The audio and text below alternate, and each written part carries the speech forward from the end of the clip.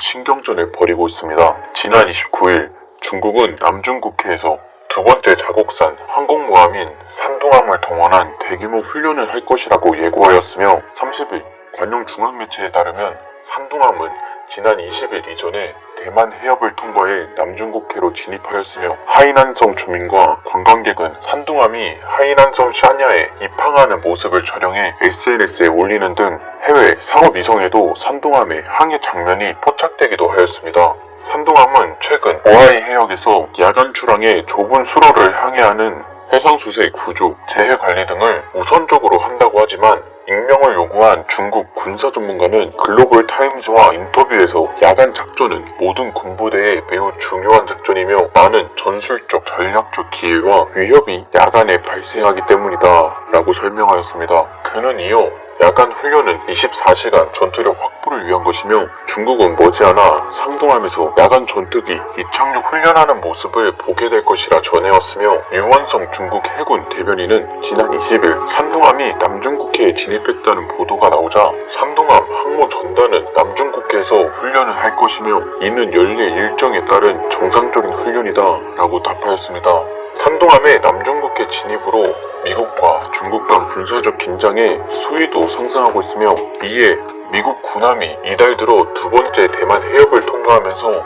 양국 간의 긴장감은 높아지고만 있습니다. 로이터 통신은 31일 미 군함 두 척이 민감한 지역인 대만 해협을 항해하였으며 미국은 유도탄 구축함인 존 S. 맥케인함과 커티스 윌버함이 국제법에 따라 이날 대만 해협 장기 운항을 마쳤으며 군함이 대만 해협을 경유하는 것은 자유롭고 개방적인 인도 태평양에 대한 미국의 의지를 보여주는 것으로 미군은 국제법이 허용하는 것이라면 어디든지 비행, 항해, 작전을 계속할 것이라고 날뛰는 중국에게 위협하였으며 언제든 싸울 준비가 되어 있다라는 강한 의지를 보여주었습니다. 이에 중국 국방부는 미 군함의 대만 해협 항해에 즉각적인 반응을 보이지 않고 있으며 중국 관계자는 대만은 중국의 영표라며 뒤에서 소리치고 있다고 합니다. 이러한 모습은 전형적으로 강자한텐 약하고 약자한테 강한 모습을 보여주고 있습니다. 이에 중국은 러시아에게 손을 내밀고 도와달라 하고 있으며 관영 글로벌 타임스는 24일 논평에서 중국과 러시아가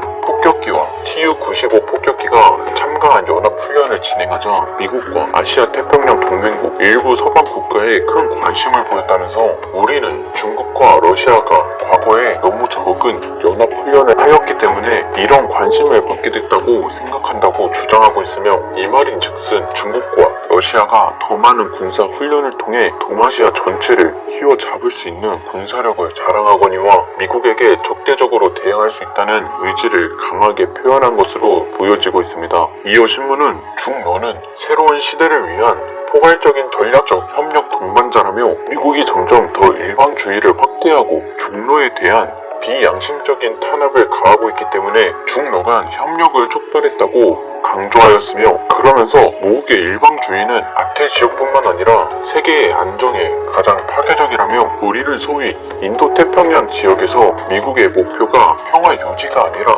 중러를 억제하는 것으로 보인다고 덧붙였습니다. 한국시보는 미국의 동맹체제는 냉전시대의 유산으로 세계 무대에서 점차 사라져야 할 것이라며 비판하였으며 러시아와는 강한 동맹국으로 지켜 세우고 있습니다. 양진 중국사회과학원 러시아 동유럽 중앙아시아 연구소 연구위원은 이렇게 말했습니다. 미국이 러시아와 맞서기 위해 우선순위를 조정하더라도 중러에 대한 적대감은 변하지 않을 것. 중국과 러시아 양국 외교장관은 미국의 일방주의에 강력한 반대 의사를 표현한 것은 변함이 없으며 이 발언들은 양국에 흔들리지 않는 상호 신뢰와 미국에 대한 공통된 이해관계임을 재차 강조하였습니다. 지난 22일 중국과 러시아의 군용기 19대가 한국 방공식별 구역에 진입하며 연합훈련을 펼치는 등 무력 시위를 벌였으며 지난 7월 24일 중국과 러시아 군용기가 우리 방공식별 구역에 무단 진입했고 당시 러시아 공군기는 우리 영공을 침범하였으며 그 이후로도 러시아는 같은 해 10월 22일 다시 무단 진입하는 등 방공식별 구역을 무시하는 행태를 이어가고 있습니다. 중국 군용기의 우리 방공식별 구역 무단 진입도 2016년 50여 회, 2017년 80여 회, 그리고 2018년 무려 140여 회로 눈에 띄게 증가하고 있으며 중국과 러시아의 군사 협력은 오랜 역사를 가지고 있는 만큼 한반도의 긴장감은 고조되고 있습니다. 또한 중국과 러시아의 해상연합훈련 장소는 대부분 한반도의 동해와 서해 그리고 동중국해이며 양국 훈련이 통상적인 훈련 목적뿐만 아니라 한반도 해역에 대한 점진적인 진출, 한국군과 주한, 주일, 미군의 지금태세 점검, 한국과 일본에 대한 미국의 방위 공약 등을 감안하고 시험 중인 것으로 확인되고 있습니다. 나아가 중국과 러시아, 무기교환, 군사기술원, 연합정찰작전, 미사일, 조기경보 시스템 구축 등 민감한 분야에서도 협력하고 있으며 이미 군사동맹 수준을 넘어서 거의 한 나라라고 보는 전문가의 의견도 많이 나오고 있다고 합니다. 중국과 러시아는 미국이 아시아 동맹국의 중거리 미사일 배치를 진행하면 군사적인 대항 조치에 나서기로 합의했다고 밝혔으며 이 회의는 중국 베이징에서 마자오시 외교부 부부장, 세르게이 라바코프 러시아 외무차관이 참석한 자리였다고 합니다. 관계 소식통에 따르면 미국이 미사일 배치에 나설 경우 대항 조치를 취한다는 뜻을 함께하고 있으며 배치국을 겨냥해 미사일 배치를 진행하는 방안이 논의됐고, 즉 신문에 따르면 군사 전문가들 사이에서는 미국이 아시아의 미사일 배치 국가를 일본으로 결정하였을 경우 러시아가 극동의 중거리 미사일을 배치하면 대한민국도 사정거리 안에 들어와 대한민국뿐만 아니라 일본, 동남아 국가들은 촉각을 곤두세우고 있습니다. 또한 지난 22일 중국과 러시아의 군용기 20대가 한국 방공식별 구역에 진입하며 연합훈련을 펼치는 등 무력 시위를 벌였으며 중국과 러시아가 군사 협력의 강도를 높여가는 가운데 이에 대한 대응이 필요하다라는 목소리가 높아져가고 있습니다.